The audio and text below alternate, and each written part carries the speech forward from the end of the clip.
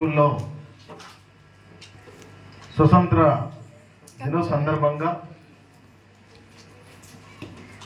78వ స్వతంత్ర దినోత్సవ వేడుకలకు అధ్యక్షత వహిస్తున్నటువంటి కొత్తగా వచ్చినటువంటి మన హెచ్ఎం శోభరాణి గారికి కూడా నమస్కారం మొదలు తెలియజేస్తూ, దాంతో పాటుగా కొత్తగా వచ్చిన టీచర్స్,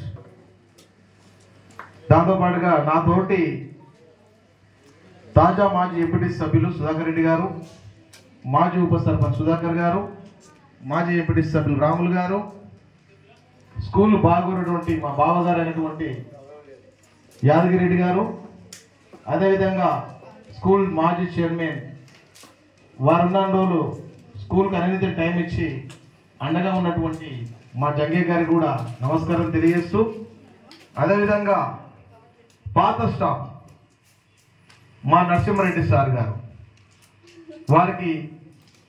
వారు ఉన్న రోజులు కూడా వారు సుదీర్ఘంగా పనిచేసి నరసింహారెడ్డి గారికి, శివకుమార్ సార్ గారికి, పావన్ టీచర్ గారికి, పాండు సార్ గారికి, రిటైర్మెంట్ తీసుకున్నటువంటి అల్వాల్ సార్ గారికి, వీరందరికీ కూడా చంద్రధన గ్రామ పంచాయతీ తరఫున, గ్రామం తరఫున, మా యువకుల తరఫున ప్రత్యేకంగా ధన్యవాదాలు తెలియజేస్తూ, మరొకసారి ముఖ్యంగా ఈనాడు కార్యక్రమంలో కొత్త టీచర్లు వచ్చిన వాళ్ళు శోభారాంతో మేడంతో పాటుగా అరవింద్ అన్న గారు, రమాదేవి గారు, విజయభారతి గారు, ఇస్మాయిల్ సార్ గారు, మా సోదరి కంప్యూటర్ చేస్తున్నటువంటి చదువు చెప్తున్నటువంటి మా కవిత గారికి, అదేవిధంగా వేదిక ఉన్నటువంటి మిత్రులు చిత్తరంజన్ గారికి, మాజీ వార్డు సభ్యులు రాజు, అదేవిధంగా యాదయ్య గారికి, చాలామంది ఉన్నటువంటి యువకులకు, మరి ముఖ్యంగా గత 2 రోజుల నుంచి కూడా 4-5 రోజుల నుంచి కూడా ఈ స్కూల్ శుభ్రంగా ఉండాలని,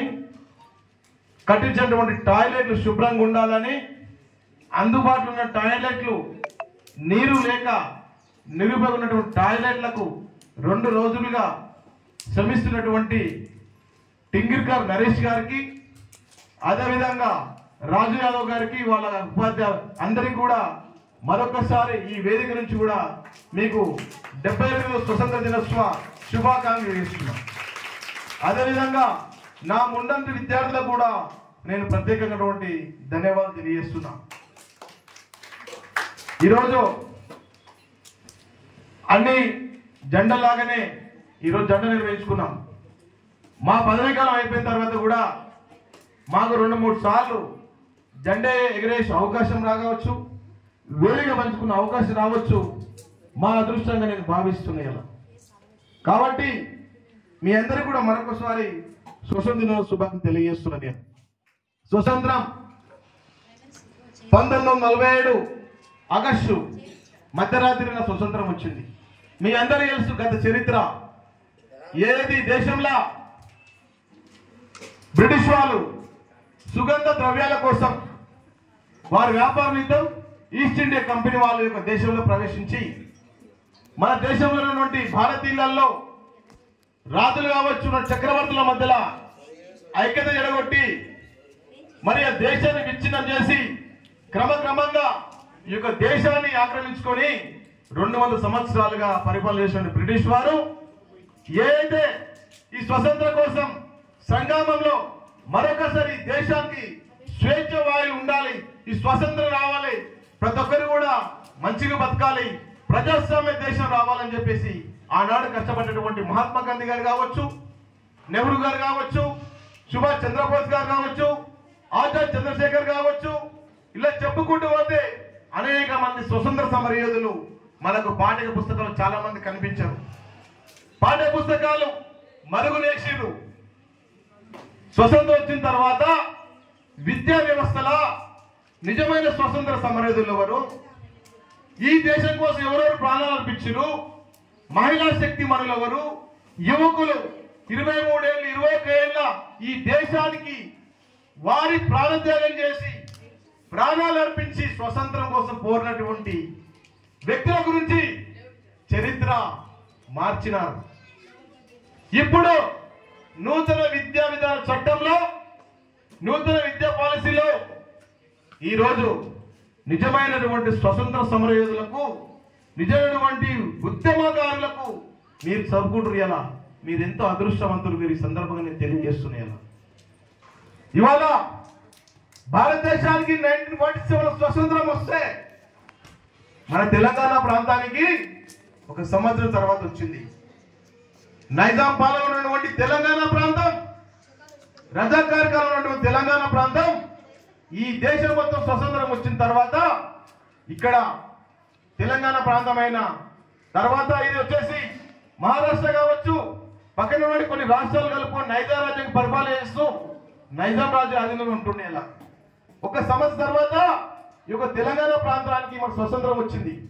మరి చాలా మంది అంటుంటారు ఇలా భారతదేశానికి ఏదైతే దేశ ప్రజలు స్వతంత్రం కోసం పోరాటం చేసిన మహాత్మా గాంధీ జాతిపిత ఏవైతే ప్రజల్ని బిరుదించిన మహాత్మా గాంధీ గారికి ఈ తెలంగాణ ప్రాంతానికి ఈ తెలంగాణ స్వతంత్రానికి పోరాటం చేసి సుమారు 530 పైచీలకు సంస్థానాలని ఈ దేశం ఐకమత్యంగా ఉండాలని, ఐక్య భారతదేశం ఉండాలని అన్ని కూడా సంస్థానాలు విలీనం చేసి అందులో తెలంగాణ ప్రాంతానికి ఇక్కడ ఉన్న ఆడబిడ్డలు, రైతులు, ఇక్కడ ఉన్నటువంటి ప్రజలకు నైజాం పాలన కాలంలో ఇక్కడ అనేక ఇబ్బందులు గురి చేసి ఆడబిడ్డలు వివస్త్ర చేసి ఇక్కడైతే పైశాచికారంగా ప్రదర్శించి 1 సంవత్సరము స్వతంత్రం మనకు దక్కకుండా నైజాంలో విముక్తి కల్పించినటువంటి ఆనాటి హోం శాఖ మంత్రులు సర్దార్ వల్లభాయ్ పటేల్ తెలంగాణ జాతిపితను కూడా ఈ సందర్భంగా నేను తెలియజేస్తున్నా.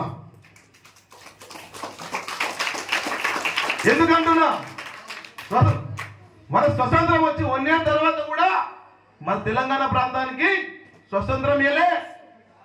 ఇది మేము పాకిస్తాన్ కలుస్తాం లేదా ఈ తుర్కిస్తాన్ చేస్తామని చెప్పేసి ఆనాడు ఆ నిజాం నవాబు రజాకర్ వారు దేశంలో కలవనీకుంటే ఆపరేషన్ పోలో ద్వారా సైనిక చర్య చేసి ఇవాళ తెలంగాణ ప్రాంతానికి స్వతంత్రం సిద్ధింపజేసినటువంటి సర్దార్ వల్లభాయ్ పటేల్ తెలంగాణ జాతిపితాన్ని కూడా నేను మనస్ఫూర్తిగా చెప్తున్నా.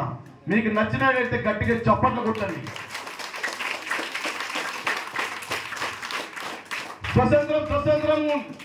స్వతంత్ర ఉద్యమం శాంతి అహింస మార్గాలు నచ్చింది మా గాంధీ గారి యొక్క మార్గంలో. కానీ మీకు ఒక విషయం చెప్తున్నా, నేను స్వతంత్రం కాగానే పూర్వం బ్రిటిష్ వాళ్ళు స్వతంత్రం కూడా 1947 ఇవ్వడానికి కూడా సిద్ధంగా లేరు. వాళ్ళు ఎందుకు ఇచ్చారు స్వతంత్రం? ఆజాద్ ఫౌజ్ హిందుస్థాన్ ఆర్మీ స్థాపించినటువంటి సుభాష్ చంద్రబోస్ గారు అహింస మార్గమే కాదు, శాంతి మార్గమే కాదు, ఏదైతే దేశంలో ఉన్నటువంటి ఏదైతే యువకులను కావచ్చు, ఇదేదైతే బ్రిటిష్ సైన్యంలో ఉన్నటువంటి ఏదైతే 100 ఆర్మీ ఉండే అల్లా 80% ఉన్నటువంటి మన భారతీయ సైనికులు ఉండేవారు. అల్లా ఈ అహింస శాంతి మార్గం ఒకటే కాదు, ఏదైతే సైనిక చర్య ద్వారా కూడా స్వతంత్రం తెచ్చుకోమని చెప్పేసి ఆనాడు కాఠ్మండులో ఆజాద్ హింద్ ఫౌజ్ను స్థాపించి ఏదైతే పక్క దేశంలో ఉన్నటువంటి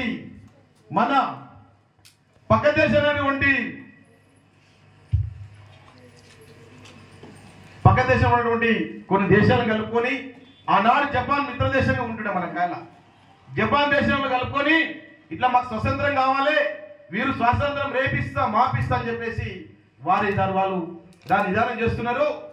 ఏదైతే బ్రిటిష్ పాలనలో బ్రిటిష్ సైన్యంలో ఉన్నటువంటి సైనికులు నచ్చజెప్పి మన భారతీయ సైనికులు నచ్చజెప్పి పక్కన ఉన్నటువంటి జపాన్ సైన్యంతో ఈ దేశంలో తిరుగుబాటు స్టార్ట్ చేసి ఒక కొత్త ఆర్మీని తయారు చేసి ఈ దేశం కోసం ఉద్యమించినటువంటి సుభాష్ చంద్రబోస్ గారు గొప్పవాళ్ళని చెప్తున్న స్వతంత్రం మీద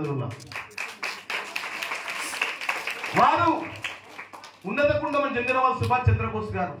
ఆ కాలంలో విదేశాలలో వాళ్ళు IPS IAS చదివిరాలు, అంటే వారు బ్రిటిష్ పరిపాలన వాళ్ళ కలెక్టర్ అయ్యే అవకాశం ఉన్న పాస్ అయినా కూడా వారు నాకు ఈ స్వతంత్రంలో భారతదేశం స్వతంత్రం కావాలి కానీ బ్రిటిష్ రూల్లో పరిపాలనలో నా భారతీయుల పైన నేను రూల్ చేయను ఈ యొక్క విధానంతో అని చెప్పేసి తనకు వచ్చినటువంటి IPS కలెక్టర్ పదవి కూడా పక్కన పెట్టి ఒక దేశంలో సైన్యాన్ని యువకులని ఉత్తేజపరిచి వాళ్ళ ఒక మోటివేషన్ చేసి ఇవాళ పక్క దేశాలు కలుపుకొని తిరుగుబాటు చేస్తారని చెప్పి తెలుసుకున్నటువంటి బ్రిటిషర్స్ వారు స్వతంత్రం ఒక సంవత్సరం ముందే ఇచ్చిపోయారు మాకు. ఆనాటి వ్యక్తుల గురించి చరిత్ర పుస్తకాల్లో రాయారు. ఆనాటి చచ్చిపోయినటువంటి 23-25 ఆచార్య చంద్రకోసం గురించి రాయారు. చరిత్రలో తక్కువ రాస్తారు. ఆనాటి విద్యా విధానంలో ఎన్నో వివక్షలకు, చరిత్రకారులకు, ఉద్యమకారులకు ఇవాళ మొఘల్ చక్రవర్తి చరిత్ర రాస్తారు, ఇలా అక్బర్ చరిత్ర రాసిరు, ఇలా షాజహాన్ చరిత్ర రాసిరు, ఇలా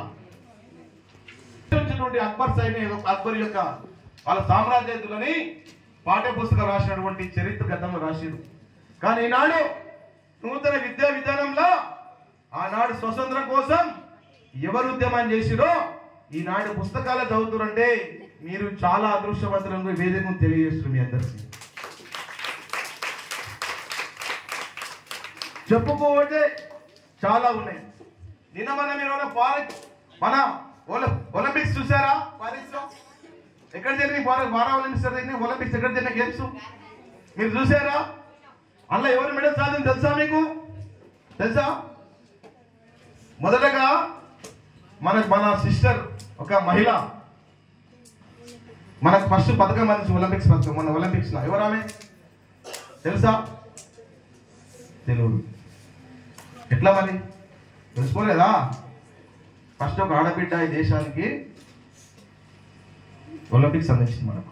ఆమె పేరు తెలుసా మీకు? ఎవరు? మాను బాకర్ గారు. తెలుసా? అమ్మాయి వయసు తెలుసా మీకు? తెలుసా వయసు అమ్మాయి ఎంతో?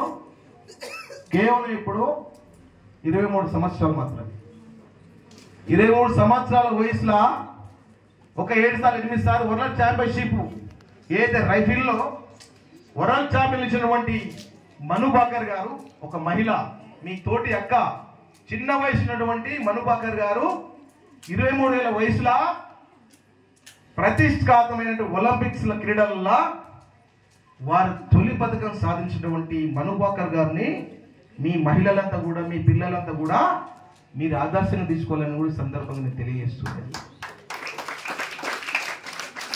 మను బాకర్ గారు మనోడికి ఎవరు తెలియదు.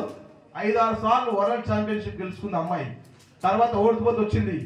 తర్వాత నాకు ఈ ఫీల్డే వద్దని వదిలేసింది.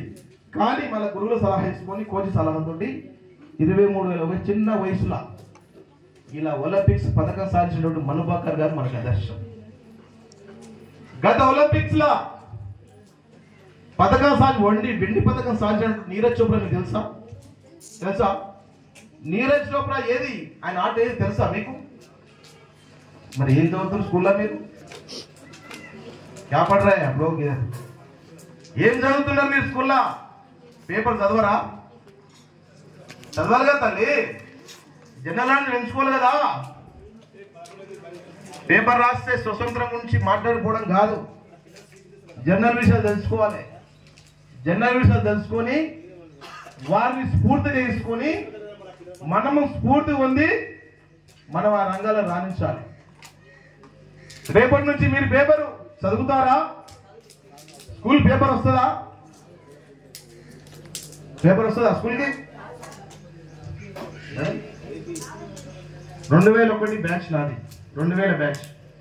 మా గురువు గారు నీ స్కూల్ స్టూడెంట్, ఈ స్కూల్ ఏదైనా ఫస్ట్ స్టూడెంట్ నేను, చిత్రజీవులు అందరూ ఉన్నాం. మేము ఇక్కడ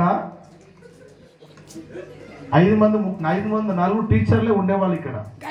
అప్పుడున్న 2 స్కూల్ కంబైండ్. అప్పుడు కూడా ఉన్న స్టాఫ్ కూడా క్లాసు బాధ్యతతో పంచుకుంటూ పాటుగా పేపర్లు, న్యూస్ పేపర్లు. నేనేమంటున్నా, నేను రోజు ఒక అంశం పేపర్లో కూర్చి మా క్లాసులో మా టీచర్స్ తోటి దానిపై డిస్కషన్ అడిగేవాడిని. నేను 7th 8th అడిగేవాడు. మేము 7th 8th క్వశ్చన్ చేసినప్పుడే సార్ ఈ అంశం వచ్చింది దీని గురించి చెప్పండి అని అడిగేవాడిని. పేపర్లు చదివి మీకు అర్థం కాని అంశాలు ఉంటే మీ స్కూల్ టీచర్స్ తోటి, మీ క్లాస్ టీచర్స్ తోటి మీ స్కూల్లో ఆ సబ్జెక్ట్ మీరు అడగాలి. ఎలా తెలుస్తుంది? నీరజ్ చోప్రా ఇంకేం తెలియదు మీకు, మను బాకర్ ఎవరు తెలియదు. ఇంకా చాలా మంది మెడల్ సాధించిన చెప్పట్లేదు ఇక్కడ. నేను ఇంకా అసలు 2 పథకాలు సాధించినటువంటి మను బాకర్ గారు మీరు గుర్తిస్తలేరు. మిగతా వాళ్ళు గుర్తిస్తారు? మీరు మొదటగా ఈ ప్రపంచంలో ఏం జరుగుతుందో, ఈ బయట ప్రపంచం ఏం జరుగుతుందో మీకు వచ్చే సెల్ ఫోన్లో చెప్పాలి. పేపర్ మళ్ళేయాలి, ఫోన్లు వాడాలి. దేనికోసం వాడాలి? ఈ రోజు తెలుగులో స్పీకర్ పెడితే న్యూస్ వస్తాయి మనకు సెల్ ఫోన్లో కూడా, ఆటలు పాటలే కాదు న్యూస్ కూడా వస్తుంది. ఈరోజు దేశంలో జరిగినటువంటి కొన్ని ముఖ్య విషయాలు అని కొట్టేసి నోట్లో ఫోన్లో ఇట్లా మాట్లాడితే ఆ విషయాలు తెరపైన కనిపిస్తాయి. మీరు ఆ విధంగా సెల్ ఫోన్ ఉపయోగించుకోవచ్చు కదా. రేపు నుంచి పేపర్ చదువుతారా? తెప్పిస్తారా మేడం మీరు పేపర్? ఓ పేపర్ నేను వేపిస్తాను, అన్నీ మేము వేస్తాం, మీరు కూడా వేసుకోవాలి అప్పుడప్పుడు. మా బాధ్యత ఉంది, మీ బాధ్యత ఉంది. ఇక్కడ ఇద్దరం పేపర్ వెళ్తే నెలకు 2000, సంవత్సరం చెత్త 1000 రూపాయలు వస్తుంది. కాబట్టి రేపు నుంచి పేపర్ అన్న అడగదన్నా, if you don't mind newspaper private ఎవరి ద్వారా చేపిస్తాను, నేనని చేస్తా. న్యూస్ పేపర్ ఖచ్చితంగా రేపు నుంచి మీకు అందుబాటులో ఉంటుంది. మీరు చదవండి, నాలెడ్జ్ పెంచుకోండి. దాంతో పాటుగా గత ఓల్డ్ టీచర్లు కూడా ఇక్కడ నుంచి పోయారు. వారు నరసింహారెడ్డి గారు, శివకుమార్ గారు, పవన్ మేడం గారు, పాండు గారు, అల్వాలన్న, వీళ్ళంతా కూడా ఈ స్కూల్ని ఒక స్టేజ్లో నిలిచిపోయిన వ్యక్తులు వాళ్ళు. అంటే అందులో కూడా ఇద్దరు టీచర్స్ వెళ్ళారు. మా మేడం ఉంది, అరవిందాలు ఉన్నాడు, కొత్త వాళ్ళు వచ్చినారు. ఇస్మాయిల్ భాయ్ మీరున్నారు, ఇప్పుడు మీరు యాక్టివ్గా ఉన్నారు అందరు టీచర్స్. ఇందాక నా మిత్రుడు చేప గీత అవసరం లేదు, నో ప్రాబ్లం. మీకు చేపలు కాదు, మీ స్విమ్మింగ్ కాదు, మీకు అన్నొచ్చు. మీరు మనసు ఒకసారి చేసుకుంటే అన్నీ ఓకే అవుతుంది. ఖచ్చితంగా కూడా ఆ పాత టీచర్స్ కూడా మా బ్యాచ్ తరఫున మా టీం, మా ఎంపీడీసీ గారు, మా టీం, మా గంగయ్య గారు, మా మిత్రులందరూ కూడా వారికి ఈ గ్రామం నుంచి మేము పాత టీచర్లకు మేము రుణపడి ఉన్నాం. కాబట్టి ఖచ్చితంగా వారు సన్మాన కార్యక్రమం పెట్టండి, వారు సన్మానం చేసే అవకాశాన్ని మాకు కల్పించండి అని కూడా నేను కోరుతున్నాం. రాబోయే కాలంలో కూడా మొన్న లాస్ట్ టైం మాకు అంతకన్నా ముందు రిజల్ట్ ఫెయిల్ అయ్యారు, కొంత విమర్శలు అక్కడక్కడ వచ్చినాయి. కానీ ఆ రోజు ఒకటి చెప్పాను టీచర్స్, నేను గెలిపోవడం సహజం. ఇవాళ ఇద్దరు స్టూడెంట్స్ మన ఫెయిల్ కాక 100% రిజల్ట్ రాకపోవచ్చు. కానీ ఇలా మీరు రిజల్ట్ తగ్గిందని ఇంతకుముందుకు వచ్చిందని చెప్పేసి మేము తిట్టాం కొట్టాం. ఎందుకు అడుగుతాము? దానికి సరి చేసుకొని నేను మళ్ళీ అడిగితే కూడా మళ్ళీ తిరిగి కూడా 100% సాధించినట్టు మీ అందరికీ కూడా రిజల్ట్ ధన్యవాదాలు. మీ ఓటమిలో మేము ఎన్నుకుంటాం, మీ గెలుపులో కూడా మేము ముందుంటామని కూడా ఈ సందర్భంగా నేను తెలియజేస్తున్నాను. స్కూల్ విషయంలో మిత్రుడు నా క్లాస్మేట్, నా తిరుపతి, నా మీద చెడు మంచి 2 విషయాలు మాట్లాడినటువంటి గట్స్ ఉన్నాడు అంటే నా ఫ్రెండ్, నా తిరుపతి. కొన్ని అంశాలు నా ముందుంచిండు. ఆడు మంచి చెప్తాడు, చెడుని చెడు చెప్తాడు. ఇక్కడ గత జెండా వందన నాడు కూడా స్కూల్ నీట్నెస్, టాయిలెట్స్ చేయిస్తామని కూడా ఇక్కడ వచ్చి మేము మాటిచ్చిపోయినాము. అది 2 రోజులుగా రేపు క్వశ్చన్ మార్క్ వస్తాను కూడా పాపం నరేష్, రాజు, మా నిద్రం రాజు వీళ్ళంతా కష్టపడి నిన్న ఆ టాయిలెట్లకు నీళ్ళు సరఫరా పైపులు వేయించారు, వాళ్ళు ఎంత దున్నిపించారు, వీళ్ళంతా కమిట్మెంట్ పనిచేస్తున్నారు. గతంలో ఇక్కడ ఎస్ఎస్సి లేకుండే స్కూల్కి ఎవరేం చేసిన సందర్భంలో ఇవన్నీ కొన్ని చెప్పవలసి వస్తుంది నేను. ఎందుకంటే చరిత్ర మరుగున వేయకూడదు. స్కూల్ పునాదులు నిలబెట్టిన వాళ్ళని, స్కూల్ ఈ విధంగా ఉండడానికి కారణమైన వ్యక్తులను కూడా మనం స్మరించుకోవాలి. వారు రాజకీయ రంగంలో ఏ పాటలు ఉండొచ్చు, వాళ్ళు బతుకుండొచ్చు, చావచ్చు, బట్ వాళ్ళ గురించి గుర్తించుకునే సందర్భం ఉంది. కాబట్టి మా మిత్రుడు యాద్ చేసి మా తిరుపతి కాబట్టి 7th క్లాస్ ఉన్న స్కూల్ని 10th క్లాస్ చేసేంత వరకు ఇంటికాడ ఇంటి పనులు వదిలేసి, టీచర్ పనులు వదిలేసి, డిఈఓ ఆఫీస్ చుట్టూ, కలెక్టర్ ఆఫీస్ చుట్టూ తిరిగినటువంటి మా మాజీ సర్పంచ్ గారు, మా బాలమ్మ శంకరయ్య గారు ఎలా మర్చిపోతామేమో? మర్చిపోము. మా సుల్తాన్ సాగర్ వచ్చి మా టీచర్గా ఉండే మా ఊరు వాసేనటువంటి మా సుల్తాన్, మా గురువు గారు, మా శంకరయ్య మామ, మా సుల్తాన్ అలీ గారు, మా రంగారెడ్డి తాత గారు, ఎన్నెట్ల రంగారెడ్డి గారు, వీళ్ళంతా కష్టపడి ఇక్కడ హై స్కూల్ పెడుతుంటే రాంపూర్ పోతున్నారు. అక్కడ చాలా మంది పెద్ద లీడర్లు గతంలో ఉండే అక్కడ వాళ్ళంతా కూడా అక్కడ తీసుకోపోతుంటే కూడా మా మామకు తెలియకున్నా నా ప్రేయర్లో ఒక స్కూల్ నిలబడాలి, హై స్కూల్ కావాలి, నా స్కూల్ని నిలబెట్టుకోవాలి, నా ఊళ్ళో పేరు ఉండాలని చెప్పి కష్టపడ్డటువంటి కట్కే శంకరయ్య, బాలమ్మ దంపతులకు, రంగారెడ్డి గారికి, సుల్తాన్ సార్ కూడా మనం రుణపడడం కూడా ఈ సందర్భంగా నేను తెలియజేస్తున్నాను. దాంతో పాటుగా ఫస్ట్ తాత మా యాదగిరెడ్డి గారిని అడిగి నేను ఫస్ట్ స్కూల్ పరిచయం లేకుండా ఆయన, బావా స్కూల్ గేట్ లేదు, చిన్న గేట్ ఉంది, ఏం చేస్తావు తెలియదు నాకు, ఎట్లా అని చెప్పి బావా నీకు సంపాదిస్తున్నాం కానీ ప్రజలకు ఉపయోగించంటే వాళ్ళు గత 10 ఏళ్ల క్రితమే నేను కోరిక మేరకు నా కోరిక మేరకు నేను రిక్వెస్ట్ చేస్తే ఆ రోజు నుంచి ప్రారంభమైన వారి సేవ గేటు, తర్వాత మోటరా, తర్వాత కంప్యూటరు, ప్రతి సంవత్సరం వాళ్ళకు వచ్చేసి పండ్లు, చాక్లెట్లు, ఏ సంబంధం నుండి యాగిరి కూడా మనం మర్చిపోకుండా ఈ సందర్భంగా నేను తెలియజేస్తున్నాను.